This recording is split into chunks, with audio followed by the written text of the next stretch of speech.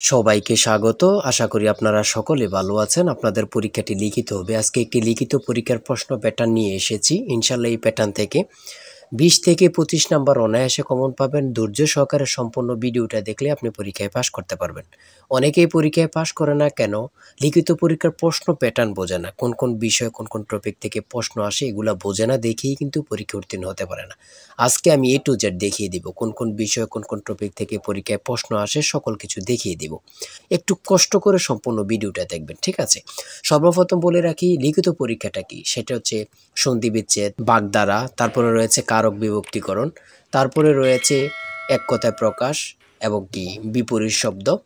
Short করে একটি ইংরেজিতে প্যারাগ্রাফ থাকতে পারে, প্রিপোজিশন, আর্টিকেল, ভয়েস থেকে থাকবে, অঙ্ক থেকে থাকবে, সর্বশেষ সাধারণ জ্ঞান থেকে থাকবে। এতটুকুই কিন্তু লিখিত পরীক্ষা, ঠিক আছে? আর সম্পূর্ণ প্যাটার্নটা দেখিয়ে দিব, বুঝিয়ে দিব। তার আগে বলে রাখি, আপনারা যারা পরীক্ষা দেবেন আপনাদের জন্য শর্ট করে পরীক্ষার প্রশ্ন প্যাটার্ন যেমন থাকবে সেম প্যাটার্নে আমরা একটি চূড়ান্ত সাজেশন তৈরি করেছি। সাজেশনটা নিতে স্ক্রিনে দেওয়া হোয়াটসঅ্যাপ নাম্বার রয়েছে, ইমো নাম্বার রয়েছে, দুটোর মধ্যে যে কোনো একটি মেসেজ করে সাজেশনটি সংগ্রহ করুন। সাজেশনের মূল্য 100 টাকা। আমি বলি অবশ্যই প্রত্যেকে 100 টাকার বিনিময়ে হলো সাজেশনটি সংগ্রহ করবেন। কেন 100 টাকা কিন্তু বড় কথা না, আপনারা পরীক্ষা দিতে যাচ্ছেন, কতভাবে যে টাকা চলে যাচ্ছে। আমি বলি 100 টাকার বিনিময়ে প্রত্যেকে আমাদের সাজেশনটি সংগ্রহ করবেন। শুধু সাজেশনটি পড়ে পরীক্ষা দিতে গেলে আপনি উত্তীর্ণ হয়ে যাবেন। বুঝতে পারছেন কথা? পরীক্ষার প্রশ্ন প্যাটার্ন যেমন থাকবে সেম প্যাটার্নে আমরা সাজেশন উল্লেখ করেছি। তাই বলি প্রত্যেকে আমাদের সাজেশনটি সংগ্রহ করবেন। মূল কথায় চলে আসি। দেখেন এখানে রয়েছে সন্ধি বিচ্ছেদ থাকবে। সর্বপ্রথম সন্ধি বিচ্ছেদ থাকবে, 5টা সন্ধি বিচ্ছেদ থাকবে। 5টা সন্ধি বিচ্ছেদের জন্য 5 নাম্বার আপনাকে দেয়া হবে, ঠিক আছে? আমি শুধু মূল বিষয়গুলো দেখিয়ে দিচ্ছি, বুঝেন আগে কিন্তু। আর আমাদের সাজেশনটা নিলে এখানে পর্যাপ্ত পরিমাণে খুব ভালো ভালো প্রশ্ন উত্তর পাবেন। ইনশাল্লাহ পরীক্ষায় আপনি শতভাগ কমন পাবেন, ঠিক আছে? তারপরে 2 নম্বরে যেটা রয়েছে ব্যাস বাক্য সহ সমাস নির্ণয় করুন। ব্যাস বাক্য সহ সমাস নির্ণয় করুন। এখানে 5টা থাকবে, 5টার জন্য 5 নাম্বার আপনাকে দেয়া হবে। তারপরে 3 নম্বরে রয়েছে কারক ও বিভক্তি নির্ণয় করুন। এখানে 5টা কারক ও বিভক্তি থেকে দেয়া থাকবে। আপনি এটা যদি পারেন তাহলে 5 নাম্বার আপনাকে দেয়া হবে। আর আমাদের সাজেশনের প্রত্যেকটি প্রশ্নের ব্যাখ্যা ও সমাধান সহ দেয়া আছে কিন্তু, হ্যাঁ? গণিতের, ইংরেজি সকল কিছুর প্রশ্নের ব্যাখ্যা ও সমাধান সহ পেয়ে যাবেন। তারপরে 4 নম্বরে রয়েছে এক কথায় প্রকাশ করুন। এখানে 5টি এক কথায় প্রকাশ থাকবে, প্রত্যেকটার জন্য 1 নাম্বার করে, 5টার জন্য 5 নাম্বার। তারপরে 5 নম্বরে রয়েছে অর্থ সহ বাক্য রচনা করুন। এখানে 5টা দেয়া থাকবে, 5টার জন্য 5 নাম্বার আপনাদেরকে দেয়া হবে। তারপরে দিয়েছে দেখেন শুদ্ধ বানান লিখুন। এখানে দিয়েছে কি শুদ্ধ বানান লিখুন, 5টা থাকবে, 5টার জন্য আপনাদেরকে 5 মার্ক দেয়া হবে। তারপরে দেখেন এখানে অ্যাপ্রোপ্রিয়েট ওয়ার্ড থেকে দিয়েছে, 5টা থাকবে, 5টা থেকে 5 নাম্বার আপনাদের থাকবে, ঠিক আছে? তারপরে ভয়েস থেকে দিয়েছে, 5টা ভয়েস দিয়েছে, 5টার জন্য 5 নাম্বার আপনাদেরকে দেয়া হবে। প্রত্যেকটি প্রশ্নের জন্য কিন্তু 1 নাম্বার করে, হ্যাঁ? বলে রেখে অবশ্যই আমাদের সাজেশনটি পদ থেকে সংগ্রহ করবেন। ইনশাল্লাহ আপনি পরীক্ষা উত্তীর্ণ হয়ে যাবেন। তারপরে 9 নম্বরে এখানে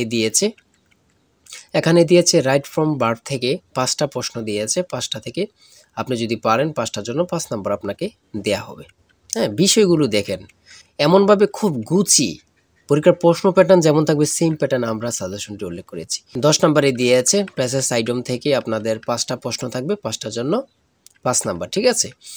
তারপরে 11 নম্বরে দিয়েছে কারেক্ট স্লিপিং এখানে ইনকারেক্ট দিয়েছে, আপনারা কারেক্ট করতে হবে। 5টার জন্য 5 নাম্বার আপনাদেরকে দেওয়া হবে। আর ট্রান্সলেট 12 নম্বরে রয়েছে ট্রান্সলেট, প্রত্যেকটা প্রশ্ন এবার লিখিত বলেন, প্রত্যেকটা পরীক্ষা লিখিত বলেন, এমসিকিউ বলেন, প্রত্যেকটি পরীক্ষা কিন্তু ট্রান্সলেট থেকে থাকবেই। 2 নাম্বার বলেন, 5 নাম্বার বলেন, থাকবেই, ঠিক আছে? এই 5টা প্রশ্নের জন্য 5টা ট্রান্সলেটের জন্য আপনাকে 5 নাম্বার দেয়া হবে। তারপরে 13 নাম্বার গণিত এখান থেকে শুরু হয়েছে। লঞ্চ ও স্রোতের গতিবেগ যথাক্রমে ঘন্টায় 12 কিলোমিটার ও 4 কিলোমিটার নদীপথে কিলোমিটার অতিক্রম করে পুনরায় ফিরে আসতে কত সময় লাগবে? এখানে কিন্তু সমাধান দেয়া আছে, আপনারা অঙ্কটির সমাধান দেখে নিলেই বুঝতে পারবেন। এদিক দিয়ে এতটুকু সমাধান দেয়া আছে, বাকি অংশটুকু এখানে সমাধান দেয়া আছে, ঠিক আছে? হ্যাঁ, এই অঙ্কটি প্রত্যেকটি অঙ্কের জন্য 5 নাম্বার করে আপনাদেরকে দেয়া হবে খুব সুন্দরভাবে। তারপরে 14 নম্বর রয়েছে একটি গড়ের দৈর্ঘ্য প্রস্থে 3 গুণ প্রতি বর্গাকারে 7.50 টাকা দরে গড়টি ম্যাজিক কার্পেট দিয়ে টাকাতে মোট 1102.50 টাকা ব্যয় হয়। গড়টির দৈর্ঘ্য প্রস্থ নির্ণয় করুন। এখানে সমাধান দেয়া আছে, আপনারা সমাধানটা দেখে নিলে বুঝতে পারবেন। ঠিক আছে, সমাধানটা দেয়া আছে। তারপরে 15 নম্বরে আরেকটি অঙ্ক দেয়া আছে, অঙ্কটির সমাধান দেয়া আছে, দেখে নেন।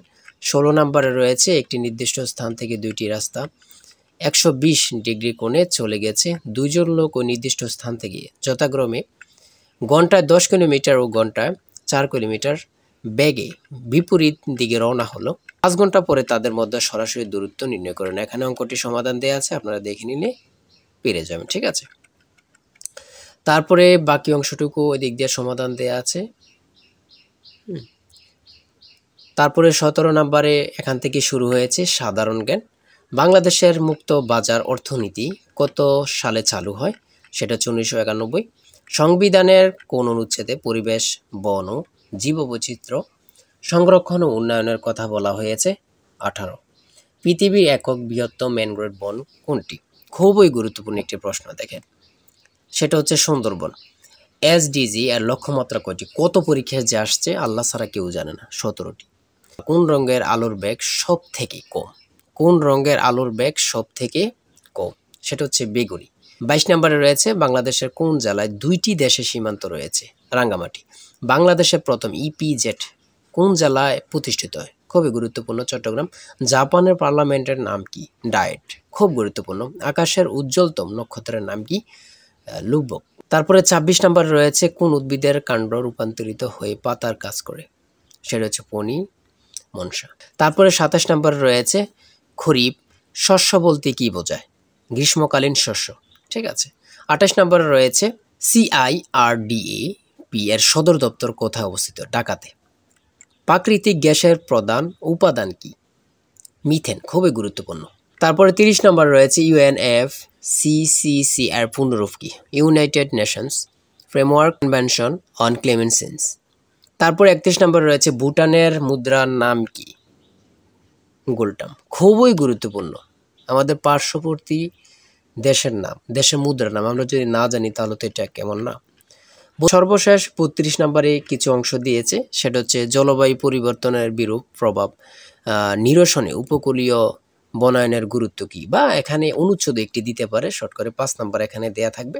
এটা থাকতেও পারে, না থাকতে পারে, এটা নিয়ে কোনো টেনশন নেই। সর্বশেষ সাধারণ জ্ঞান থাকবে। ঠিক আছে, যারা চূড়ান্ত সাজেশনটি সংগ্রহ করতে চান এই নাম্বারে হোয়াটসঅ্যাপ ইমোতে মেসেজ করে দ্রুত আমাদের সাজেশনটি সংগ্রহ করুন, ইনশাল্লাহ আপনি পরীক্ষা উত্তীর্ণ হবেন। আবারও বলে রাখি, প্রত্যেকে সাজেশনটি সংগ্রহ করবেন, 100 টাকা কিন্তু বড় কথা। ভালো থাকবেন, সুস্থ থাকবেন। ভালো লাগলে চ্যানেলটি সাবস্ক্রাইব, পেজটি ফলো দিয়ে আমাদের সঙ্গে থাকবেন। আল্লাহ হাফেজ।